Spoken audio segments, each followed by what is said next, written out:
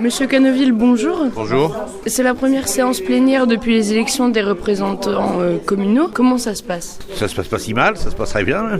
Mais vous savez, après les périodes électorales, on revient au quotidien. Le quotidien, il faut bien le gérer. La réforme des rythmes scolaires, notamment. Et puis ce qu'on a à faire comme travaux, bien sûr.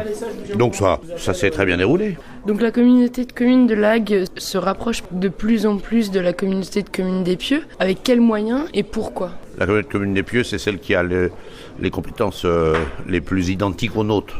C'est une question de facilité. C'est un territoire rural, c'est un territoire proche. Et la communauté de communes d'Épieux fait partie de notre bassin de vie. Ça simplifie les procédures administratives, au lieu de faire 4 marchés, puisqu'on le fait aussi avec Douai-d'Yvette et Côte-des-Îles. Au lieu de faire 4 marchés, on n'en fait qu'un. On fait qu'un seul appel d'offres. Et il y a des tas de choses qu'on peut faire comme ça. Ça s'appelle la mutualisation. La baisse des dotations de l'État aura quel impact sur les services communautaires ? C'est un impact extrêmement difficile. À la hauteur de 2016, c'est 5 millions d'euros qui seront plus dépensés dans le canton de Beaumont. C'est une certitude. Aujourd'hui, c'est la moitié, c'est 2,5 millions. C'est 2,5 millions de commandes qu'on ne va pas faire. C'est 2,5 millions de travaux qu'on ne va pas faire. C'est pas de nos services qu'on a besoin de moyens, c'est à quoi servent ces services. Si c'est des routes, si c'est des travaux de bâtiments, il va falloir se serrer la ceinture. Quel est le plus gros projet sur lequel votre équipe travaille en ce moment ? Vous savez, le plus gros projet, c'est le dernier qui reste, c'est la mise en place de l'équipement culturel. Mais l'ensemble des actions que l'on fait dans tous les domaines, ça représente beaucoup de travail. Et finalement, le projet le plus compliqué sur lequel on a parfois des incertitudes, c'est la réforme des rythmes scolaires. C'est quand même c'est quand même une dépense nouvelle de 400 000 euros, enfin 450, on ne sait pas à 30 000 euros près, suivant ce qu'on touchera de la CAF, entre 350 000 et 450, disons, net. C'est une dépense nouvelle dont on se serait bien passé. Surtout avec les baisses de dotation de l'État. Oui, bien sûr.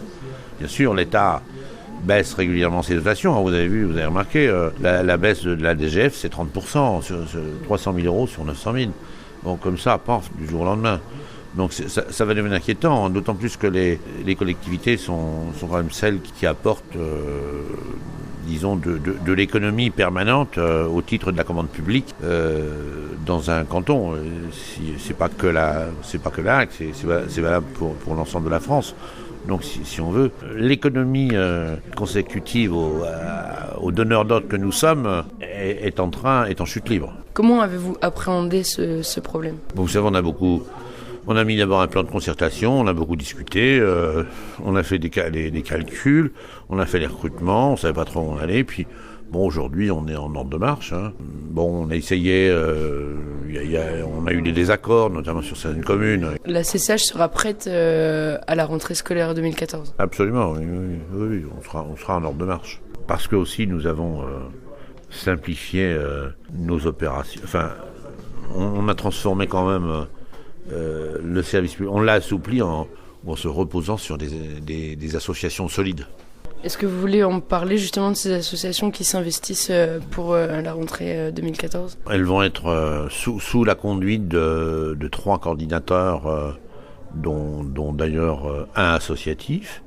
On a mis en place un partenariat avec les associations, que ce soit Famille Orale, que ce soit Vitamina, que ce soit la GIP, que ce soit HVL, des associations qui avaient des fonctions, des activités plutôt liées à l'extrascolaire. Cela dit, il n'y a pas de différence fondamentale. Elles ont déjà des animateurs, elles vont recruter ou elles vont conforter les horaires de leurs propres animateurs, ceux qu'elles possédaient. À la limite, quelque part, ça peut renforcer le tissu associatif, c'est facilitateur, quoi. Nous faisons un partenariat avec la CAF et l'État pour pouvoir aussi bénéficier des aides qui en découlent, ce qui amoindrit la dépense. C'est à ce rendez-vous-là, puisqu'il y a un comité de pilotage sérieux, c'est à ce rendez-vous-là qu'il faudra être pour qu'on puisse réellement évaluer le contenu.